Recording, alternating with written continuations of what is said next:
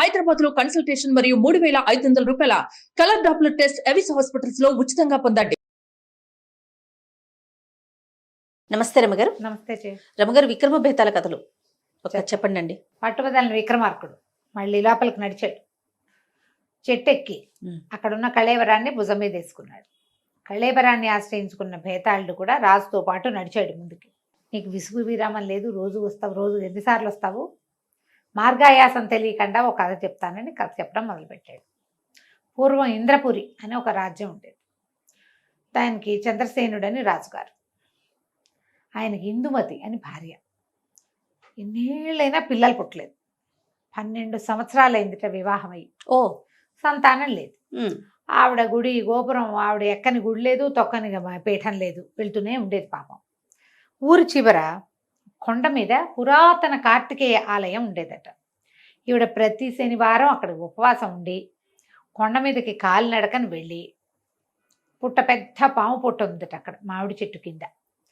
ఆ చెట్టు కింద ఉన్న పుట్టలో పాలు పోసి ప్రసాద స్వీకారం చేశాకే మంచినీళ్ళైనా పోసుకునేది నోట్లో. పాపం కొండెక్కి వెళ్ళేది.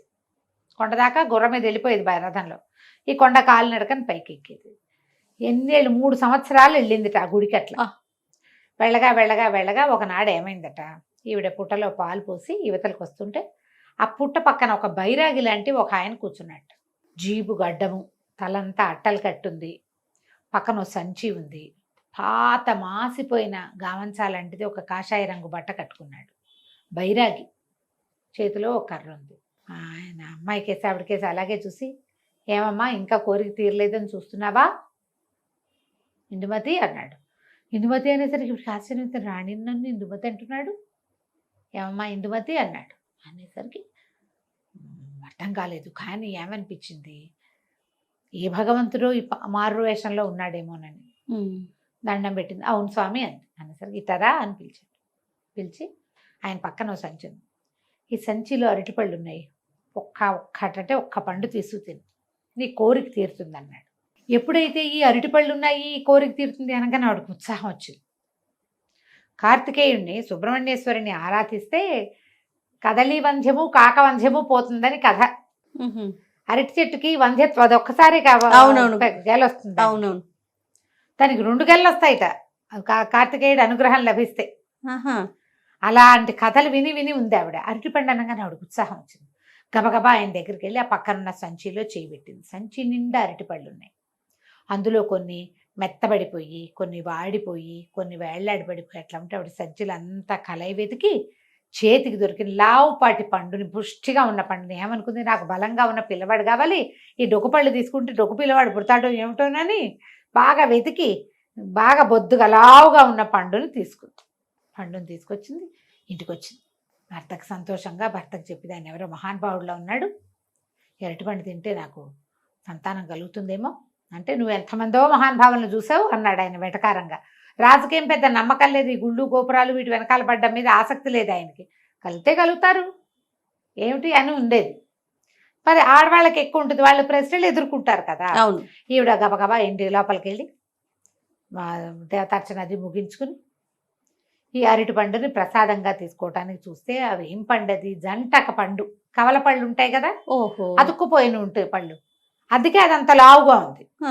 తినేసింది పండు. రాజుగారికి ఏం పెద్ద నమ్మకం లేదు, కానీ ఈవిడ కొంచెం భక్తితోటే ఉంది. తర్వాత కూడా వారం వారం ప్రతి శనివారం కొండ మీదకి వెళ్ళేది. ఆయన ఏనాడు ఈవిడ కనపడ, ఒక్కసారి కనిపించాడు, అరటి పండు ఇచ్చాడు. 3-4 నెలలకి ఈవిడ గర్భవతి అని తేలింది. ఇంకేముంది, ఆ బైరాగాయనే మహానుభావుడు సుబ్రహ్మణ్యుడే ఆ స్వరూపంలో వచ్చాడని సంతోషించింది. చివరికి నెలలు నిండినాయి. ఆవిడకి 2 కుమారులు పుట్టారు. జంట అరటి పళ్ళతో కవల పిల్లలు పుట్టారు. కానీ ఈ కవల పిల్లలు ఆ పళ్ళెట్ట అతుక్కున్నాయో వీళ్ళు కూడా అటాగే అతుక్కుని పుట్టారు. అయ్యో, సియామేస్ ట్విన్స్ పుట్టారు. ఏం చెయ్యాలో తెలియలా ఈవిడికి. ఈ పిల్లల్ని సెపరేట్ చేయటం ఎట్లా, దాని మీద బోలెడంత ప్రయత్నం చేసింది. ఆ వైద్యుల్ని ఈ వైద్యుల్ని, వీళ్ళని వాళ్ళని తెగ పిలిచింది. ఎంతమంది వచ్చినా ఎవ్వరూ ఏమీ చెప్పలేకపోయారు. చివరికి ఒక పురోహితుడు ఒక ఆయన ఏం చెప్పాడంటే, అమ్మ అశ్విని దత్తుడని ఒక అద్భుతమైన వైద్యుడు ఉన్నాడు, ఆయన శస్త్రచికిత్సలు చేయడంలో నెంబర్ 1 దిట్ట. పిల్లల్ని కోసి అతికించగలడు, కోసి వీళ్ళని సెపరేట్ చేయగలడు, కావాలంటే అతికించగలడు కూడా. అనేసరికల్లా ఇప్పుడు ఈ అశ్విని దత్తుడు ఎవరు? వీళ్ళ పక్కనున్న సింహపురి రాజధాని రాజుగారి యొక్క ఆస్థాన వైద్యుడు. వాడు జయకేతుడు. ఆ రాజుగారు పరమ కోపిష్టివాడు. ఆ రాజుకి ఈ రాజుకి పడదు. ఓకే. చంద్రసేనుడికి జయకేతుడికి పడదు. ఈవిడేమో గబగబా భర్త దగ్గరకు వచ్చి, ఏమండి ఇట్లా పురోహితుడు ఒక ఆయన వచ్చాడు, ఆయన చెప్తున్నాడు ఇట్లాంటివి చాలా చేసేట ఆయన అనేసరికి ఈయన అన్నాడు, చటాట్ పిల్లలు ఇట్లా ఉంటే ఉన్నారు, ఆ రాజ్యం వాడి దగ్గర నుంచి ఇది చేసుకునేది ఏమిటి, కుదరదన్నాడు. ఈ లోపల పిల్లలు పుట్టారని వీళ్ళకి అనేక దేశాల నుంచి బోల్డ్ అని ఇవి వచ్చినాయి. ఏమంటారు, కంగ్రాచులేషన్స్ వస్తాయి కదా, ఏమంటారు బెస్ట్ విషెస్ వచ్చినాయి. ఇంకా ఏమిటో అందరూ తల అభినందన ప్రశంసా పత్రాల అభినందన పత్రాలు. ఈ అభినందన పత్రాల్లో జయకేతుడు కూడా పంపించాడు. కమల పిల్లలు పుట్టారట, అబ్బాయి ఇద్దరు మగ పిల్లలు పుట్టారట, పాపం అతుక్కుని ఉన్నారట. దీనికి సంతోషంగా ఉంది, దానికి బాధగా ఉందని రాశాడు 2 వాక్యాలు. ఆ వాక్యాలు చూసి ఈయనకి పుండు మీద కారం చల్లినట్టే, నేను నచ్చల, ఠాట్ వీల్లేదన్నాడు. అనేసరికి ఇందుమతి మాత్రం వదిలిపెట్ల. ఆయనకి ఆవిడకి ఎలాగైనా సరే వెళ్ళి అశ్విని దత్తుడి దగ్గరికి వెళ్ళి ఆ వైద్యం చేయించుకోవాలని ఉంది. అక్కడి నుంచి భర్తకి చెప్పకుండా మా పుట్టింటికి వెళ్ళి వస్తానని చెప్పి పిల్లల్ని ఇంట్లో పెట్టి ఒక దాసి దాని సహాయంతో సామాన్యంగా వేషం వేసుకుని సింహపురికి వెళ్ళిపోయింది. వెళ్ళింది. వెళ్ళి అశ్విని దత్తుడి కోసం వెతుక్కుని వాళ్ళ ఇంటికి వెళ్ళి ఆయన పాదాలు పట్టుకుని, బాబు మా పిల్లలు అతుక్కుని పుట్టారు, పిల్లలకి శస్త్రచికిత్స చేయాలి అని అడిగేసరికి తప్పకుండా చేస్తానమ్మా, 5-6 చేసున్నాను, పిల్లలు ఎంత వయసు వాళ్ళు, ఏమిటి, ఏ భాగాలు అతుక్కుని ఉన్నాయి, ఆరోగ్యంగా ఉన్నారా, అన్నం తింటారా, తెలివిగా ఉన్నారా అన్నీ కనుక్కున్నాడు. ఇది సులువేనమ్మా, చెయ్యొచ్చు అన్నాడు. చేయొచ్చు అంటే అంత సులువు కాదండి, నేను ఇంద్రపురి రాజుగారి భార్యని, ఇందుమతి నా పేరు చెప్పేసింది. అనేసరికల్లా ఈయన అన్నాడు, అమ్మా నీకు మీ కనుక వైద్యం చేస్తే నన్ను చంద్రపూర్ నుంచి బహిష్కరిస్తారు, ఇక్కడి నుంచి మా రాజ్యం నుంచి నన్ను బహిష్కరిస్తారు, ఉరి కూడా వేసిన ఆశ్చర్యపోక్కర్లేదు, మీకు మాకు పడదు అనేసరికి ఆవిడ వలవలా ఏడ్చింది. 12 సంవత్సరాలు నేను ఎక్కని గుడిమెట్లు లేవు, మొక్కని గడపలేదు, ప్రతి చోట పూజ చేశాను, లేక లేక కలిగిన పిల్లలు లక్షణంగా పుట్టారు, ఇలాంటి పరిస్థితి ఉంది, నేనేం చేయను, నువ్వు తప్పిస్తే నాకు ఇంకొక దిక్కు లేదు అని బొమ్మని ఏడ్చింది. ఏడిస్తే ఆయన అన్నాడు, అమ్మ నా ప్రాణాలకు ప్రమాదం లేకుండా చేయగలవా నువ్వు అన్నాడు. ఈవిడంది, చేస్తా తప్పకుండా, నీ ప్రాణాలకి నాది పూచి, నీకే సమస్య రాదు, నా భర్తతోటి రాదు, పక్కన మా జయకేతుడితోటి కూడా రాదు అని చెప్పేసరికి అలా ఆయన ఈవిడ వెనకాల పడి బయలుదేరి వచ్చి ఇంద్రపురికి వచ్చాడు. ఒక 8-10 రోజుల పాటు పిల్లలకి రకరకాల మందులు ఇచ్చి పిల్లల్ని దగ్గరుండి చూసి ఒకనాడు ఇద్దరికి ఆపరేషన్ చేసేసాడు. పిల్లలిద్దరూ సెపరేట్ అయిపోయారు. హీలింగ్కి ఒక నెల పట్టింది. నెల పట్టాక ఈవిడేం చేసింది, ఈవిడికి ఇంకేం చెప్పింది, ఎవ్వరికీ తెలీదు, 2వ కంటి వాడికి తెలీదు, నీ ప్రాణాలకి నా ప్రాణం అడ్డం అని చెప్పింది. ఒకరోజు ఉదయమే రాజకుమారులు ఇద్దరూ సెపరేట్ అయ్యారు. ఈ పిల్లలకి ఈ వైద్యం చేసిన ఆయన ఈ ఫలానా సింహపురి తాలూకు రాజకు వైద్యుడైన అశ్విని దత్తుడు అని చెప్పి ప్రకటన చేయించింది. అన్ని రాజ్యాల వాళ్ళకి ఉత్తరాలు రాయించింది, అశ్విని దత్తుడు మా పిల్లల్ని సెపరేట్ చేశాడు, ఉత్తరాలు రాయించేసింది. అశ్విని దత్తుడు సెలవు తీసుకుని వెళ్ళిపోయాడు. ఇప్పుడు భేతాళుడు అడిగాడు, ఇందుమతి ఏం చెప్పింది, రహస్యంగా ఉంచుతాను, నీకు ప్రాణాలకు ఏ ప్రమాదము లేదండి, చెప్పితే రాజుకు తెలిసిపోతుంది కదా, మరి ఎందుకు చెప్పింది అని అడిగాడు.